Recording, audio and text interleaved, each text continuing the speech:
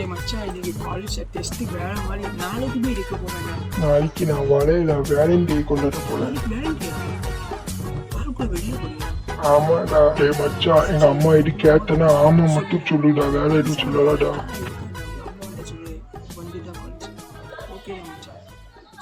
A few minutes later. யாரு? வாப்பா வாப்பா, என்னாச்சு? சுரேஷ் ஏதோ காலேஜ்ல ப்ரோக்ராம் இருக்கா, 1000 ரூபா வாங்க போயிருக்கா. நீ போகலையா? உன் பெர்மிஷன் எடுத்துட்டு போனா சொன்னா.